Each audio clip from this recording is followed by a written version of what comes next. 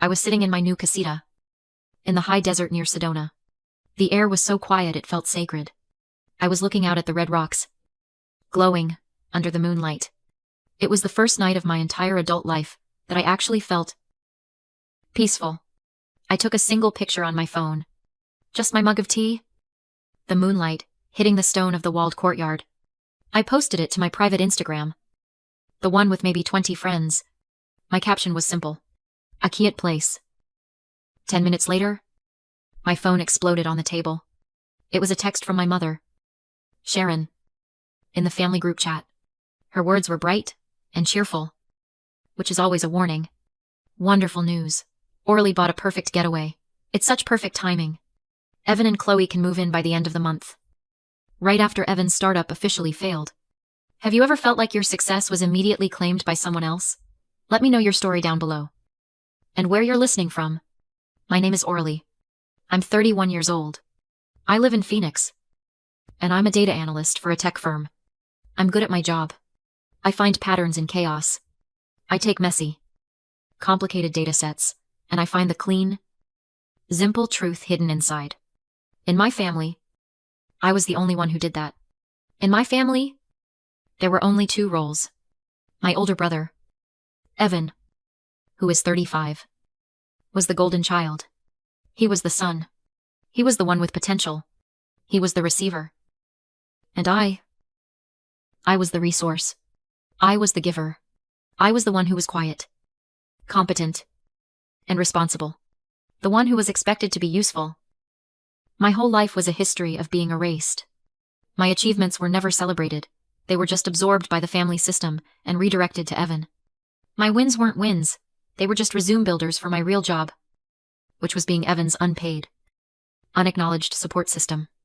But the most precise act of erasure, the one that defined our entire relationship, happened when I was 18. My great-aunt, a distant relative I barely knew, had left a small education trust fund for me. It wasn't a fortune, but it was enough. It was my way out. It was my ticket to college without crippling debt. I found out about it in March. By May, it was gone. My father, Brian, sat me down at the kitchen table. He didn't ask. He informed me. He had that calm, reasonable tone he always used when he was about to do something unforgivable. Orali, he said, we've decided to temporarily borrow your education fund. Temporarily borrow.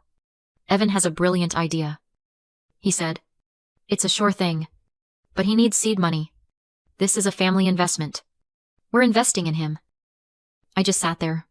I didn't say anything. What was there to say? He wasn't asking my permission. He was notifying me of a withdrawal. My money, my one escape route, had just been declared family capital and allocated to my brother.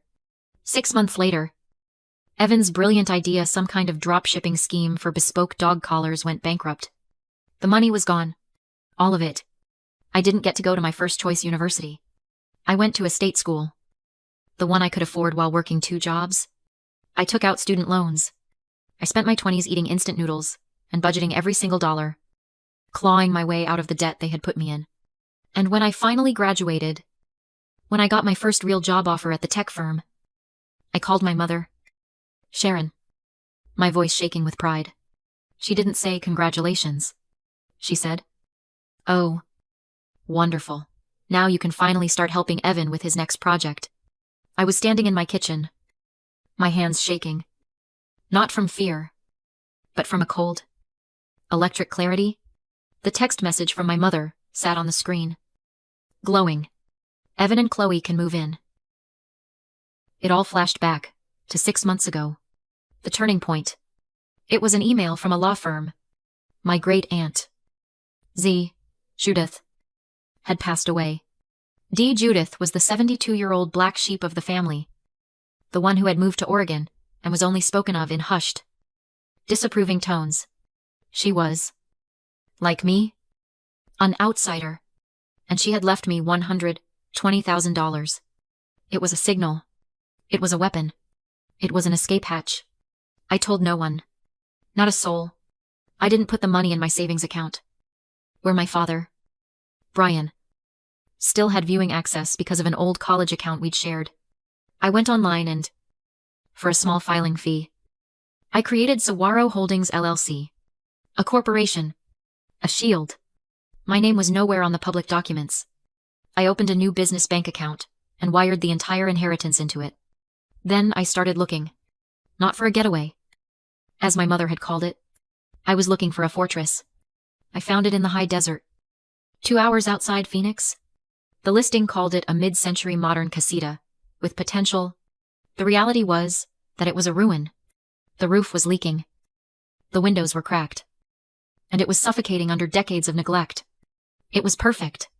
I bought it cash. Through the LLC. I spent the next 3 months driving up every single weekend. I learned how to patch a roof. I learned how to install drywall. I tore out the old, rotting carpets with my bare hands. I installed new steel frame doors, commercial-grade deadbolts, and smart cameras that covered every inch of the perimeter. When I was done, I stood in the walled courtyard, breathing in the smell of the desert after the rain, that sharp, clean scent of sage and creosote. That was the smell of my freedom. And now, standing in that same courtyard, my phone rang. The group chat was the announcement. This was the follow-up. My father. Brian. I let it ring 3 times. I took a breath. I answered. Hello. O'Reilly. His voice was the one he used for business. Calm. Rational. And completely devoid of warmth. The voice that meant he was about to steamroll me. I saw your mother's text. We're all very excited. I waited. Silence is a weapon he never knew how to use. He cleared his throat. Annoyed that I didn't immediately agree. Listen. Your mother is right. Evan and Chloe are in a tough spot. You have a 2-bedroom casita. It's a simple, logical alignment of resources. Be useful. Be useful. Not congratulations. Not are you happy? Be useful. It was the story of my life. Boiled down to 2 words. I was not a daughter. I was a resource. An asset to be allocated. I held the phone to my ear. And the shaking in my hands stopped. It was replaced by something solid. Like steel. No. I said. The silence on the other end of the line was heavy. He wasn't used to that word. What did you say? I said no. The house is not available. No one is moving in. That is my final decision. I heard a sharp huff of air. He wasn't just angry. He was insulted. As if a line item on his spreadsheet had just talked back. We'll see about this, he said. And the line clicked dead. I stared at the phone. And for the first time, I didn't feel guilty. I didn't feel sad. I understood. I understood exactly what had just happened. I had just violated my role. You see, in what psychologists call a closed family system, every member is forced into a fixed, rigid role. It's not about love. It's about maintaining the system's balance. Usually around one person. In my family, Evan was the golden child. The receiver. His role was to have potential, to dream, and to fail. My role was to be the competent one. The resource. My job was to give, to support, and to clean up the mess. My entire life. I had played my part perfectly. By buying this house for myself, by taking my own money and building my own peace, I wasn't just declining a request. I was committing an act of treason. I had abandoned my role. And in a closed system, when one part breaks, the entire system will attack it to force it back in line. They weren't just angry about a house. They were angry that their resource had just declared itself a human being. I knew my no wasn't an answer. It was a declaration of war. The dread was a cold, physical thing in my chest. But my mind was moving fast. I was a data analyst. I find patterns in chaos. My family was chaos. I would find the pattern. I didn't call a friend. I didn't text my colleagues.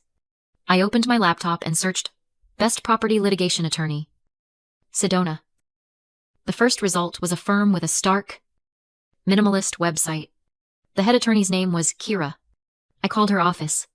A receptionist put me on hold for less than 10 seconds. Kara speaking. Her voice was like her website. Clean. Cold. And carrying zero emotion. Ms. Kira. I said. my own voice matching hers. My name is Orly. I am the managing member of Saguaro Holdings LLC. I have a family issue that is attempting to become a property issue. They have declared their intent to occupy my house against my will. There was a quiet tapping of a keyboard. They have declared their intent, she repeated. Good. That makes it simple. She didn't ask. But it's your family, she didn't ask. Have you tried talking to them? She said. They've told you what they're going to do. We will act first. I am drafting a formal no trespass letter. It will be filed with the county sheriff's office and recorded against your parcel number. It will name Brian, Sharon, and Evan. This way, when they show up, you are not a hysterical daughter. You are the representative of a corporation reporting a crime. I felt a wave of relief so strong, my knees buckled. It was the relief of being seen. Of being believed. What else, I asked. You are the managing member, Keira said. Reinforce your perimeter. I drove from the casita. Not back to Phoenix, but to the nearest hardware store. I walked past the paint chips and the garden supplies. I bought a box of 3-inch wood screws and a heavy-gauge steel strike plate. That night, I got my drill. I unscrewed the laughably small, half-inch screws that held the deadbolt plate to the doorframe. They were barely anchored in the wood trim. I fitted the new steel plate. I took one of the new 3-inch screws. I drove the first one in. The drill whined as the screw bit past the trim, past the jamb, and sank deep into the 2x4 stud that framed the house itself. I drove in the other two. I closed the solid core steel door. I threw the deadbolt. It made a short, final, heavy thunk. It was the sound of no. Forged in steel. The confrontation came 3 days before Thanksgiving. I was in my home office, logged into my work computer, analyzing a data set. The house was blissfully quiet. Then my phone pinged. A notification from the driveway camera. Motion detected. My heart didn't leap. It just started to beat. A slow, heavy, deliberate rhythm. I opened the app. The image was grainy, but clear. A white rental SUV. It crunched to a stop on the gravel. The doors opened. My father, Brian, stepped out, surveying the house like a general. My mother, Sharon, got out, pulling her sweater tight. My brother, Evan, unfolded himself from the back seat. And then his wife, Chloe, looking tired and pale. They had suitcases. 4 of them. And then a 5th person got out of the passenger side. A man in a work jacket, carrying a long metal toolbox. My blood went cold. They hadn't just ignored me. They had planned. They had budgeted. They had brought a locksmith. They all walked up to my front door. The doorbell chimed. I didn't move from my desk. I just watched the porch camera feed.